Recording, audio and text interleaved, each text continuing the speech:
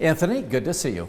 Good to see you too. Very quickly, what do you do and what do you think are your qualifications for City Council? So currently I'm a 5th grade teacher in the Watertown City School District. I think my qualifications, I've done a lot with my life. 10 years in the volunteer fire service, several years as an EMT. I have a business degree from SUNY Geneseo. I studied childhood education at SUNY Potsdam and special education. My role as a teacher, I interact with a diverse group of community members. My building kind of is, the first time where a lot of, we have a neighborhood schools model in the city of Watertown, and these kids kind of grow up in going to school in their own neighborhoods. And, I have the unique perspective of my building being the first time that, all of these kids from the various communities or from the various neighborhoods in our community kind of all assimilate into the same building. And, you interact with a diverse group of people and you learn their needs very quickly and, what the word on the street is. Okay, very good. Anthony, if you were to serve 4 years, the term, it would take us up to 2030 when the city faces a fiscal cliff, the loss of $6 million in hydropower revenue. What would be your plan for backing us away from that cliff? Well, actually that's a really good point. Going off of that, I currently think the city's facing a fiscal cliff, and then 2030 is kind of the time where that fiscal cliff is accelerated. We have deficits of $3 million projected this fiscal year, and it grows to $13 million projected in fiscal year 29-30, right before we lose the hydro revenue.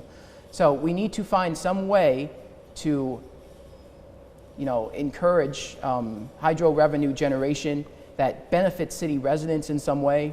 There's been discussions about possibly selling municipal power. That's not a bad idea. My expertise, as we just discussed, isn't really in hydroelectric revenue. But one thing that I pride myself on is listening and meeting with a variety of stakeholders, and I want to do what's best for the city, residents as a whole and the city taxpayer. Do you think it's inevitable, though, the city's going to have to tighten its belt? Oh, it's absolutely inevitable. It's here right now. We need to be looking at the budget line item by line item and finding ways to increase revenues while also, focusing on operational efficiency. Yeah.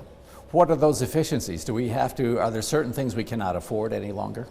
That's actually a valid point. I know that I attend a lot of the city council meetings. The zoo is something that it's a hot button issue in the community. I think it's a great asset in the city.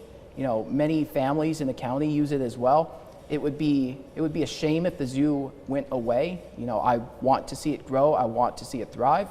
But it's a tall ask, given the city's current fiscal situation, to increase, the city's contribution to the zoo.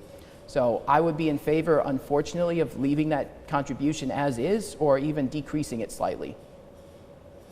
You've spoken on this before, infighting on the current city council. Yes. Do you think that's been a detriment to the city, and how do you think you could make it better?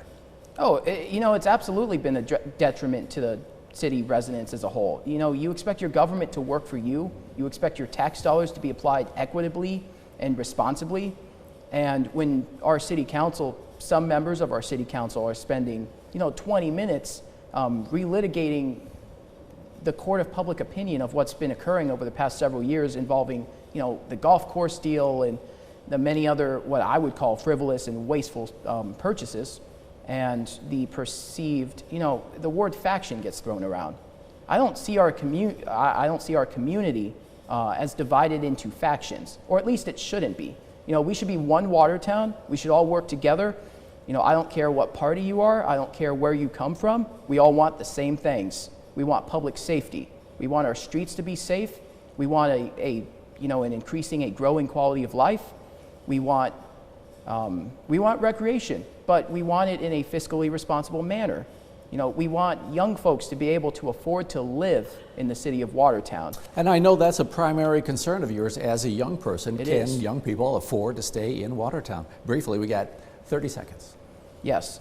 So my biggest thing is we have a lot of military families in the area. The perception of the city of Watertown from some of these folks is not the greatest. As we raise taxes, it's only going to worsen that perception. It's going to make Watertown a less attractive place to live.